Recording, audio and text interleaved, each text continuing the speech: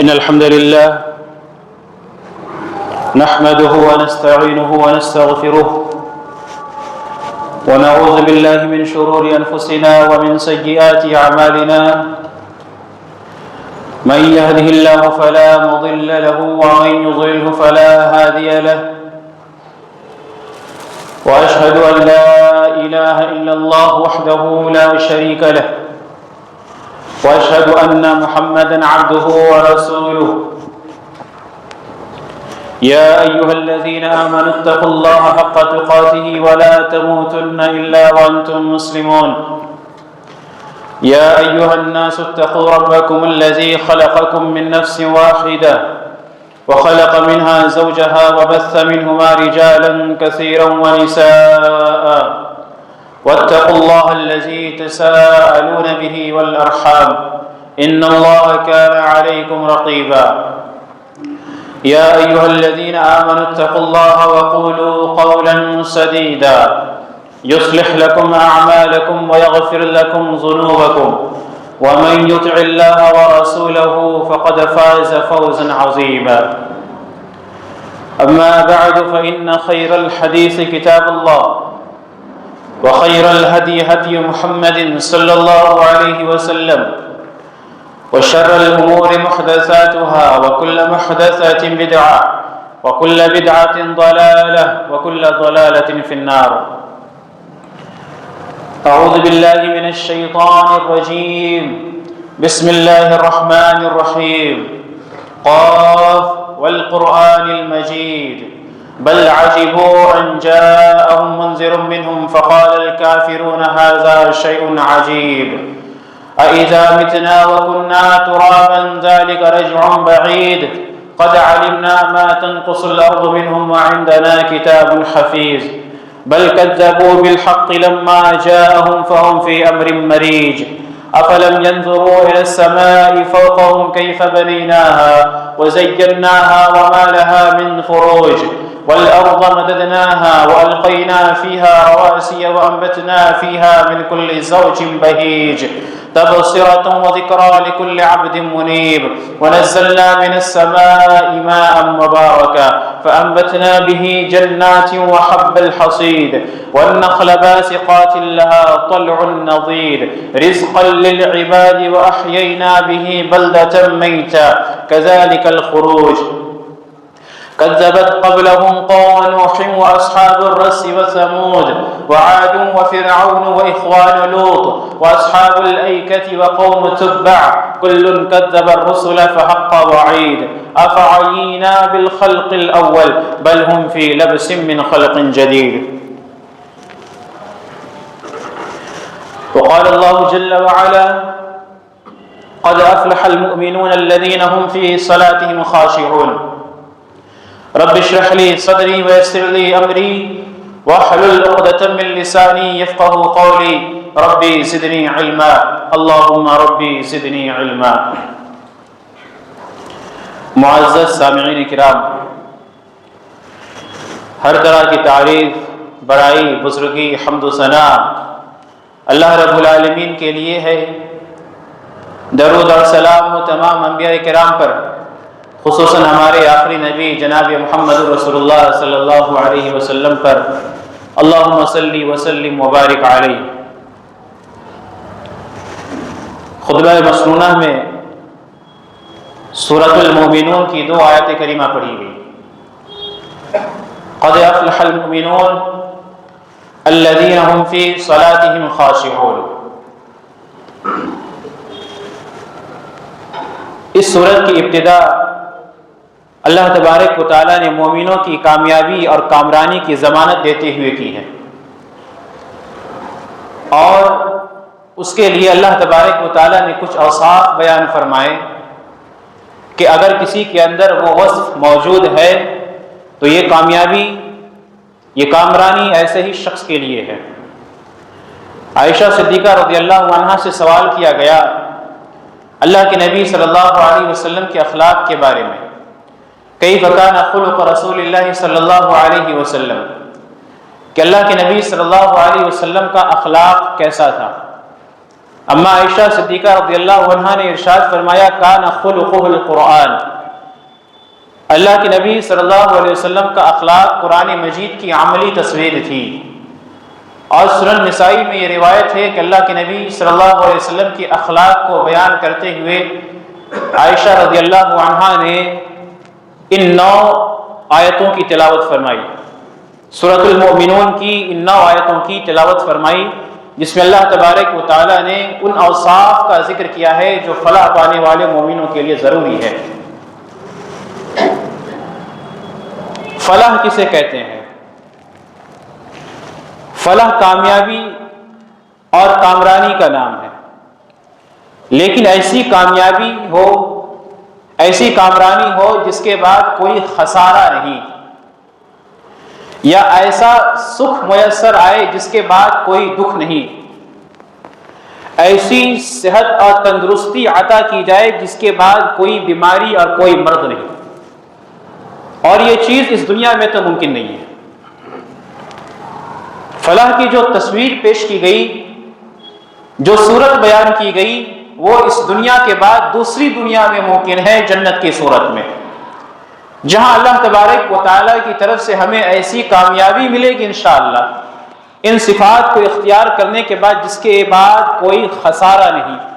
کوئی ناکامی نہیں، کوئی ذلت اور کوئی رسوائی نہیں۔ ایسی صحت مندی اللہ تبارک و تعالیٰ عطا فرمائے گا جس میں کے بعد کوئی بیماری نہیں۔ دنیا میں نعمتیں ہمارے پاس آتی ہیں، ہم نعمتوں سے لطف اندوز ہوتے ہیں، نعمتوں میں زندگی گزارتے ہیں، صحت و عافیت کے ساتھ رہتے ہیں، لیکن ساتھ ہی ساتھ یہ کھٹکا بھی ہمارے اندر رہتا ہے کہ کل کو کہیں یہ نعمت ہم سے چھن نہ جائے۔ آج ہم صحت مند ہیں، کل کو ہم بیمار نہ پڑ جائیں۔ آج ہمارے پاس مال و دولت ہے، کل کو ہم کنگال نہ ہو جائیں۔ تو یہ کھٹکا اس دنیا کے اندر لگا رہتا ہے، لیکن کل قیامت کے روز جب اللہ تبارک و تعالی ہمیں بڑی کامیابی عطا فرمائے گا تو یہ کھٹکا اور یہ ڈر نہیں لگا رہے گا، یہ یقین رہے گا کہ اب اس کے بعد کسی طرح کی کوئی ناکامی نہیں، کوئی مرض نہیں، کسی طرح کا کوئی کنگال ہونا نہیں، ہمیشہ اس نعمت میں رہنا ہے۔ تو یہ کامیابی ہے۔ قد افلح المؤمنون، مومنین کامیاب ہو گئے، کامیاب ہو گئے۔ دنیا میں بھی اللہ تبارک و تعالیٰ ان کو کامیاب کرتا ہے، آخرت میں تو ان کے لیے کامیابی ہے ہی۔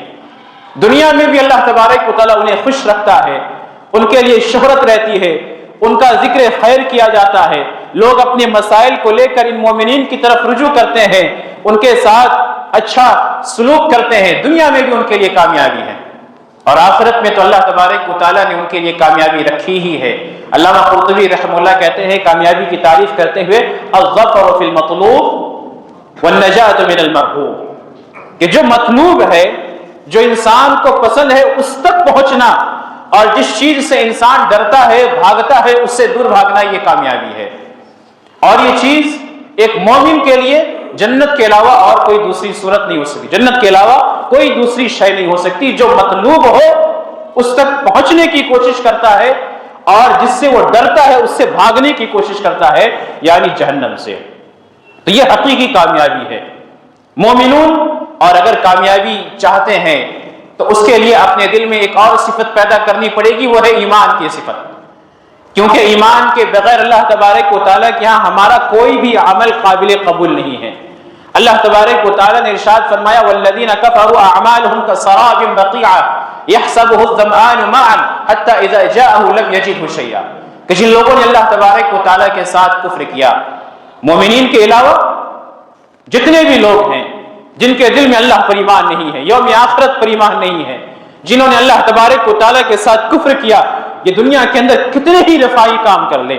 کتنے ہی خیر کے کام کر لے، کتنی مسکینوں کی کفالت کر لے، یتیموں، غریبوں اور بیواؤں کی خبرگیری کر لیں، لیکن ان کے یہ اعمال اللہ تبارک و تعالیٰ ردی کے ٹوکری میں اور سراب بقیع کی طرح ان کا یہ اعمال تصور کیا جائے گا کہ جن لوگوں نے کفر کیا ان کا عمل ویسا ہے جیسا ایک پیاسا چٹیل میدان میں دور کسی ریت کو پانی تصور کرتا ہے، چھلاوا ہوتا ہے اس کے ساتھ۔ اس طریقے سے یہ کفار اور یہ کفر کرنے والے اپنے اعمال کو دیکھیں گے کہ انہیں لگے گا کہ انہوں نے بہت عمل کیا، لیکن کل قیامت کے روز ان کا کوئی عمل اللہ تبارک و تعالیٰ کے ہاں قبول نہیں کیا جائے گا۔ تو ایمان کی قبولیت کے لیے ضروری ہے کہ مومن ہونا، قد افلح المؤمنون، مومنین کامیاب ہو گئے۔ اگر مومن نہیں ہے، ایک شخص کافر ہے، تو ایسے شخص کا عمل اللہ تبارک و تعالیٰ قبول نہیں کرے گا۔ اللہ تبارک و تعالیٰ نے ارشاد فرمایا اجعلتم سقایۃ الحاج وعمارۃ المسجد الحرام کمن آمن باللہ والیوم الآخر وجاہد فی سبیل اللہ لا یستوون عند اللہ، کیا کہ تم لوگوں نے حاجیوں کو پانی پلانا، بیت اللہ کی تعمیر کرنا ان لوگوں کے جیسا قرار دیا جن لوگوں نے ایمان لایا اللہ تبارک و تعالیٰ پر، یوم آخرت پر، اور اللہ تبارک و تعالیٰ کے ساتھ، اللہ کے رسول کے ساتھ مل کر انہوں نے اللہ کے راستے میں جہاد کی۔ لا یستوون عند اللہ، یہ دونوں برابر نہیں ہو سکتے۔ کفار مکہ نے نیکیاں کی، انہوں نے اپنے حلال رزق کو اللہ کے گھر کی تعمیر میں لگایا،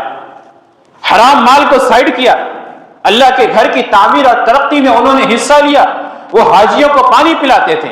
حاجیوں کو ستو گھول کر پلاتے تھے، صلہ رحمی کرنے والے انہیں بعض اشخاص تھے، بعض ایسے کفار تھے جو بہت مسکینوں پر خرچ کرنے والے تھے، لیکن انہوں نے اللہ تبارک و تعالیٰ پر ایمان نہیں لایا۔ عبداللہ ابن جدعان کے بارے میں عائشہ صدیقہ رضی اللہ عنہا نے سوال کیا کہ اللہ کے نبی صلی اللہ علیہ وسلم وَهُوَ يَصِلُ الرَّحِمْ وَيُطْعِمُ الْمِسْكِينَ، کہ عبداللہ ابن جدعان وہ صلہ رحمی کرتا تھا،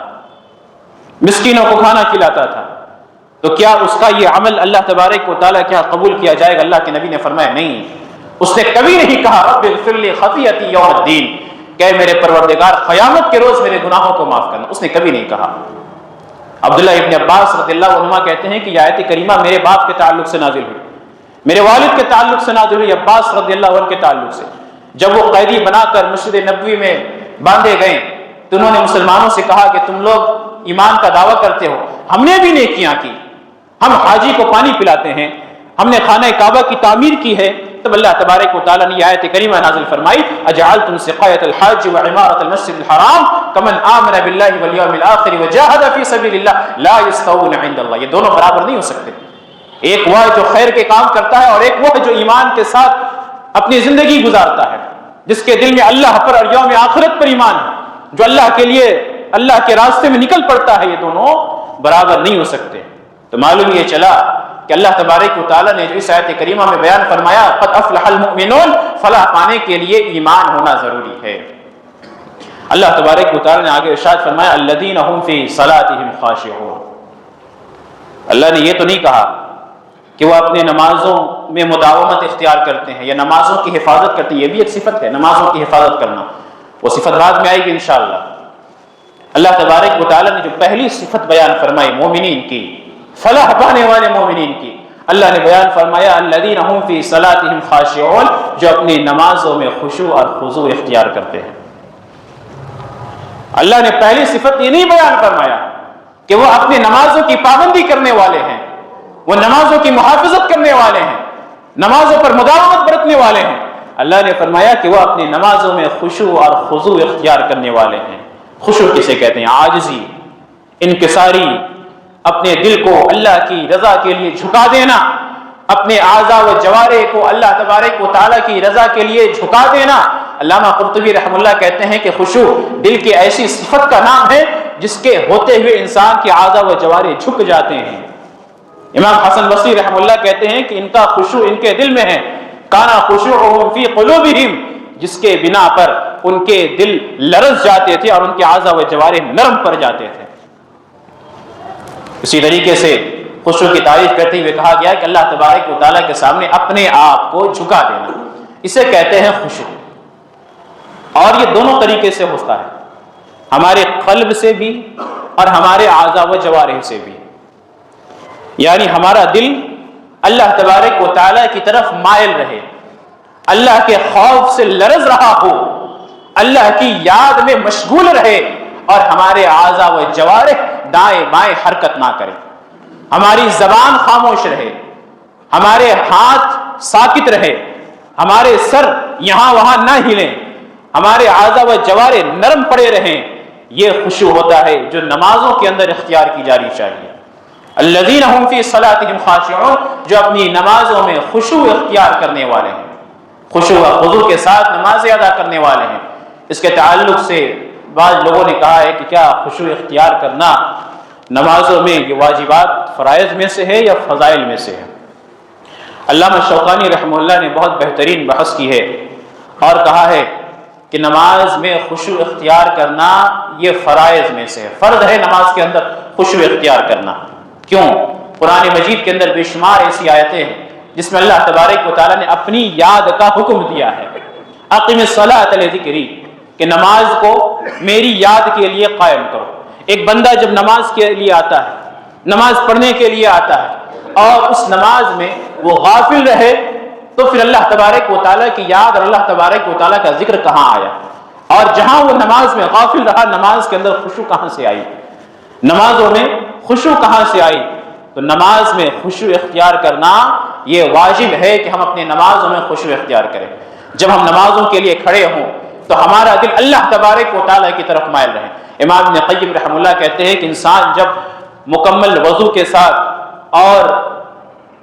سکینت اور وقار کے ساتھ مسجد کی طرف آتا ہے،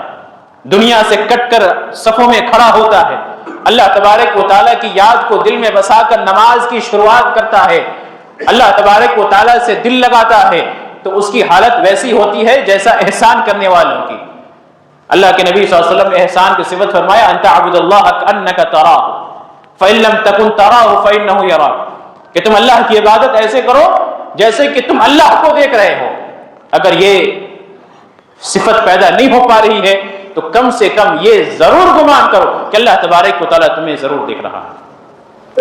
تو انسان جب مکمل خشوع اور خضوع کے ساتھ نماز ادا کرے گا تو گویا کہ اس کے اندر یہ احسان والی صفت پیدا ہوگی،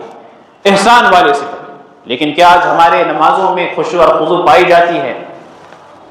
ہم نے نمازوں کو اللہ تبارک و تعالیٰ کی محبت کے لیے پڑھنا نہیں، ہم نے نمازوں کو اپنے ڈیلی روٹین کے لیے پڑھنا عادت بنا لیا۔ ہم نمازوں کی ادائیگی کرتے ہیں لیکن یہ ہمارا ڈیلی کا مشغلہ ہے، ہم نے اپنی زندگی کو جس طریقے سے مرتب کیا ہے ان میں بس ہم نے نماز کو بھی ڈال دیا ہے 5 وقتہ نماز کے لیے۔ ایسے لوگوں سے تو بات ہی نہ کی جائے جو غیر نمازی ہیں۔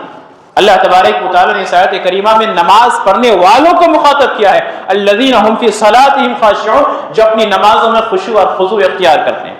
جو نماز ہی نہیں پڑھتے وہ خشوع اور خضوع کیسے اختیار کریں گے؟ تو آج ہماری نمازیں خشوع اور خضوع کے سائے میں نہیں رہتی ہیں۔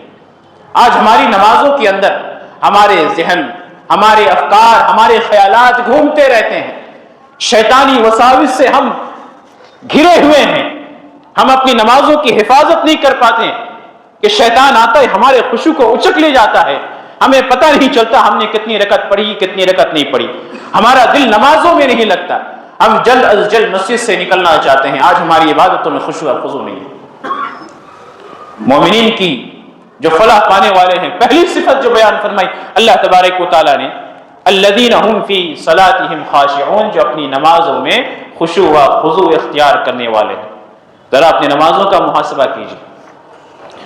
اپنی عبادتوں کا جائزہ لیجیے کہ کیا آج ہماری عبادت میں خشوع و خضوع پائی جا رہی ہے؟ کیا ہماری عبادت اللہ تبارک و تعالیٰ کے کہنے کے موافق ادا ہو رہی ہے؟ یہاں تو ہم نماز پڑھیں گے اور کبھی ہم اپنے ہاتھ سے داڑھیاں ہلائیں گے، کبھی ہم اپنے ہاتھ سے کپڑے ٹھیک کریں گے، کبھی ہم نیچے دیکھیں گے، کبھی ہم اوپر دیکھیں گے، کبھی ہم زیادہ کھکھاریں گے، کبھی نماز میں ہم ڈھکارے لیں گے، کبھی جمائی لیں گے۔ اس طریقے کی نماز ہماری ہوتی ہے۔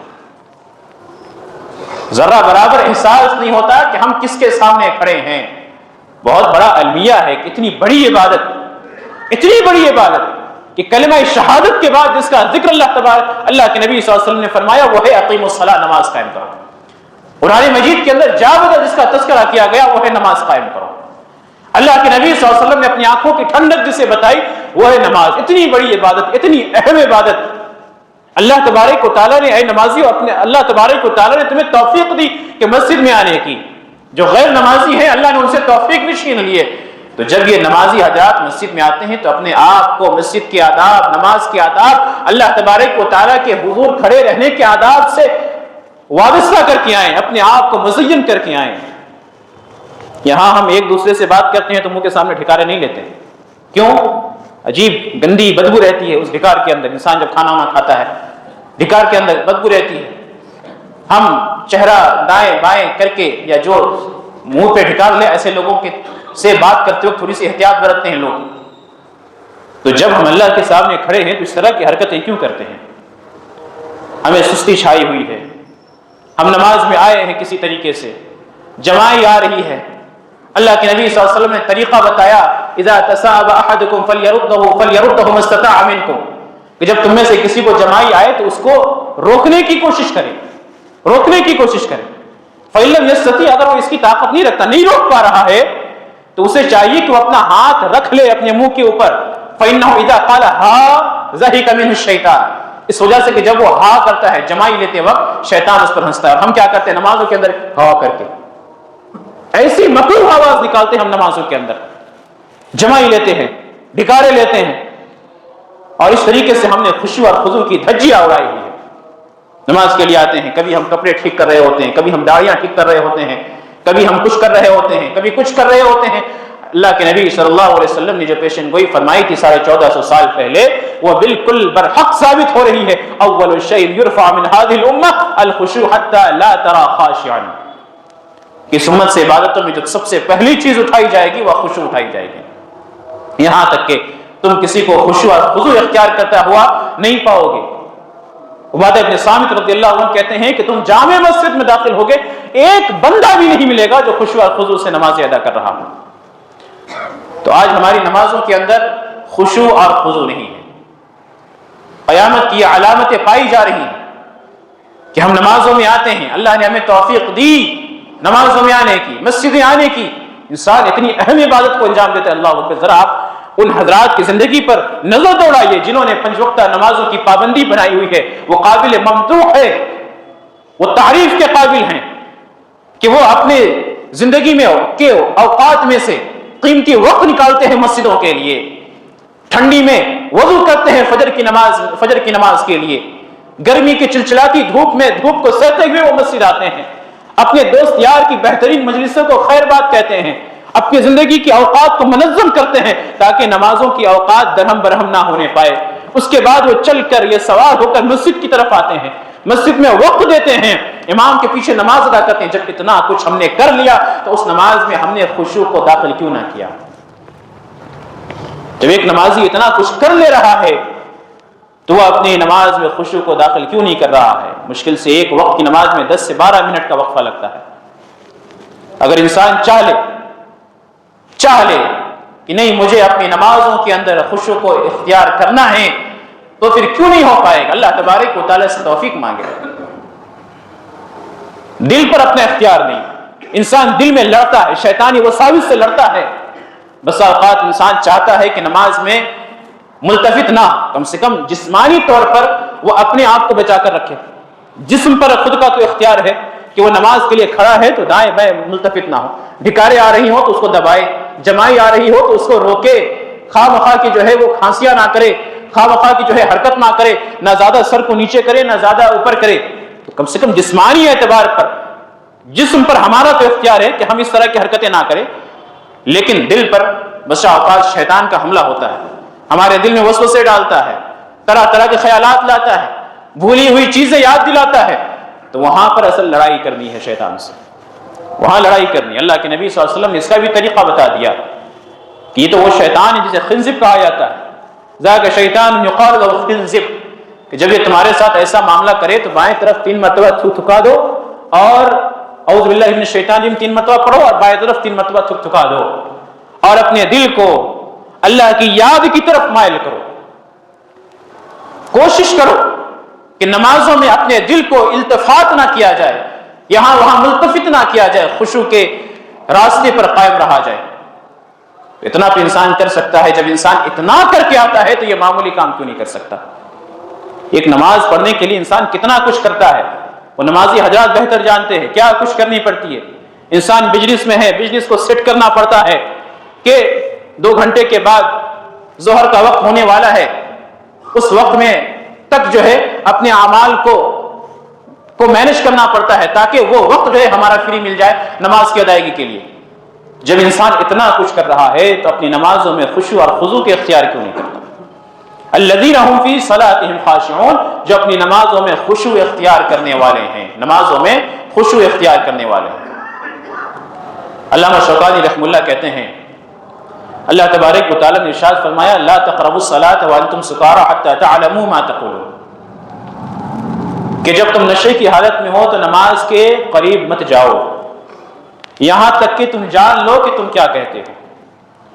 تم کیا کہہ رہے ہو، حتی تعلموا ما تقولون،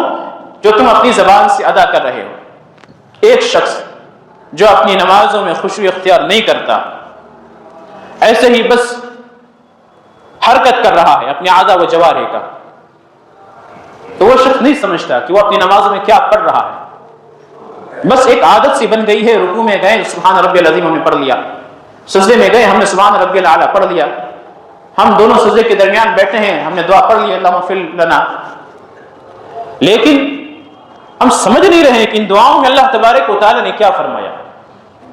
تو علامہ شوکانی رحمہ اللہ کہتے ہیں کہ المستغرق فی ہموم الدنیا بمنزلتہ، دنیا کی غموں میں مشغول شخص گویا کہ نشہ آور شخص کی طرح ہے کہ اسے بھی نہیں پتا کہ وہ اپنی نماز میں کیا پڑھ رہا ہے، جس طریقے سے ایک نشہ آور شخص کو نہیں معلوم رہتا ہے کہ وہ اپنی نمازوں میں کیا کیا پڑھ رہا ہے، اپنی زبان سے کیا نکال رہا ہے، دنیا کے غموں میں مستغرق مشغول شخص کی حالت بھی ایسی ہی رہتی ہے کہ وہ آتا ہے نماز کے لیے لیکن اسے معلوم نہیں رہتا کہ وہ اپنی نمازوں میں کیا ادا کر رہا ہے۔ اللہ کے نبی صلی اللہ علیہ وسلم تو ایسے لوگوں کی دعاؤں کے رد ہونے کے بارے میں فرمایا جو غافل دل کے ساتھ دعا کی جاتی ہے، فإن اللہ لا يستجیب دعاء عبد عن ظہر قلب غافل، اللہ تبارک و تعالیٰ ایسے بندے کی دعا کو قبول نہیں کرتا جو غفلت والے دل کے ساتھ کی جائے، یعنی دل کہیں اور ہے بس زبان سے دعا نکل رہی ہے، الفاظ نکل رہے ہیں، تو اللہ تعالیٰ ایسی دعاؤں کو قبول نہیں کرتا۔ تو جب اللہ تبارک و تعالیٰ ایسی دعاؤں کو قبول نہیں کرتا تو اللہ تبارک و تعالیٰ کیا ایسی نماز کو، ایسی عبادتوں کو قبول فرمائے گا؟ نماز تو پوری کی پوری دعا ہے۔ نماز کی تعریف ہی کرتے ہوئے اس کا معنی بیان کرتے ہوئے اہل لغت حضرات کہتے ہیں کہ الصلاۃ کا معنی ہی ہوتا ہے الدعاء، دعا، یہ پوری کی پوری دعا ہے، یا تو اللہ تبارک و تعالیٰ کے لیے یا پھر انسان اپنے لیے، اللہ کی عبادت میں ذکر کرتا ہے یا پھر انسان اپنے لیے کچھ مانگتا ہے، پوری کی پوری دعا ہے۔ تو جب غافل شخص کی دعاؤں کو اللہ تبارک و تعالیٰ قبول نہیں کرے گا تو غافل نمازی کی نماز کو اللہ تبارک و تعالیٰ کیسے قبول کرے گا؟ اللہ کے نبی صلی اللہ علیہ وسلم نے ارشاد فرمایا اذا نعس احدکم فی الصلاۃ فلیرقد حتی تذهب عنه النوم، کہ تم میں سے جب کسی کو اونگ آنے لگے تو اسے چاہیے کہ وہ جا کر سو جائے یہاں تک کہ اس کی نیند ختم ہو جائے۔ حافظ ابن حجر رحمہ اللہ کہتے ہیں کہ جو صحیح بات ہے وہ یہ کہ انسان جب اونگ کی حالت میں رہتا ہے تو انسان سن تو رہا ہوتا ہے لیکن سمجھ نہیں رہا ہوتا ہے، کہنے والا کیا کہہ رہا ہے وہ سن رہا ہے، اس کے کانوں میں آواز آ رہی ہے کہ کچھ تو بات کی جا رہی ہے لیکن وہ سمجھتا نہیں ہے کہ کیا باتیں کی جا رہی ہے۔ لیکن جب انسان نیند کی حالت میں ہوتا ہے تو وہ نہ سنتا ہے اور نہ ہی سمجھتا ہے۔ تو ایک غافل شخص جب اپنے رب سے مناجات کر رہا ہوتا ہے، ان العبد اذا صلى يناجي ربه، کہ بندہ جب نماز پڑھتا ہے اپنے رب سے مناجات کرتا ہے، ایک غافل شخص جب اپنے رب سے مناجات اور سرگوشی کر رہا ہوتا ہے تو وہ نہیں سمجھ رہا ہوتا ہے کہ وہ کیا کر رہا ہے۔ تو گویا کہ اس کی مثال اونگنے والے کی مثال کی طرح ہے جو نماز پڑھ رہا ہے لیکن سمجھ نہیں رہا ہے کہ اس کی زبان سے کیا نکل رہا ہے۔ تو الذین هم فی صلاتهم خاشعون، جو اپنی نمازوں میں خشوع اختیار کرنے والے ہیں۔ ہماری نمازیں اللہ کے نبی صلی اللہ علیہ وسلم کی طرح نہیں ہو سکتی، ہم ان کے برابر نہیں پہنچ سکتے، نہ ہی ہم صحابہ کرام کے برابر پہنچ سکتے ہیں۔ ان کے ایمان کا جو معیار تھا اور انہوں نے اپنی نمازیں جس طریقے سے امت کو دی، امت کو پیش کی، ہم نہیں پہنچ سکتے ان تک، لیکن ہم اتنا تو کر سکتے ہیں فاتقوا اللہ ما استطعتم، کہ اللہ سے ڈرو جتنی تمہاری طاقت ہو۔ لا یکلف اللہ نفسا الا وسعها، اللہ تعالیٰ کسی کو اتنا ہی مکلف کرتا ہے جتنی کی وہ طاقت رکھتا ہے۔ ہم طاقت رکھتے ہیں کہ ہم اپنی جسمانی حرکات کو بچا سکیں، نمازوں کے اندر دائیں بائیں حرکت نہ کریں، چہروں کو سروں کو زیادہ نیچے زیادہ اوپر نہ کریں۔ سعید ابن مسیب رضی اللہ عنہ کہتے ہیں انہوں نے کسی کو دیکھا کہ وہ نماز پڑھ رہا ہے اور اپنی داڑھیوں کے درمیان خلال کر رہا ہے، تو انہوں نے کہا لو خشع قلبه خشعت جوارحه، اگر اس کا دل خشوع اختیار کر رہا ہوتا تو اس کے اعضاء و جوارح بھی خشوع اختیار کر رہے ہوتے۔ خشوع کا تعلق ہمارے دلوں سے ہے۔ اللہ کے نبی صلی اللہ علیہ وسلم نے ارشاد فرمایا الا وان فی الجسد مضغۃ اذا صلحت صلح الجسد كله، وَإِذَا فَسَدَتْ فَسَدَ الْجَسَدُ كُلُّهُ، ہمارے جسم میں ایک ٹکڑا ایسا ہے کہ جب وہ صحیح رہے ہمارا پورا بدن صحیح رہے گا، اور جب وہ بگڑ جائے، اس کے اندر فساد واقع ہو جائے، ہمارے پورے بدن میں فساد واقع ہو جائے گا۔ اگر آپ کا دل خاشع ہوگا، خشوع اختیار کرنے والا ہوگا، آپ کا پورا بدن آپ کے دل کی حمایت کر رہا ہوگا۔ اللہ تبارک و تعالیٰ نے تو خشوع اختیار کرنے والے مرد،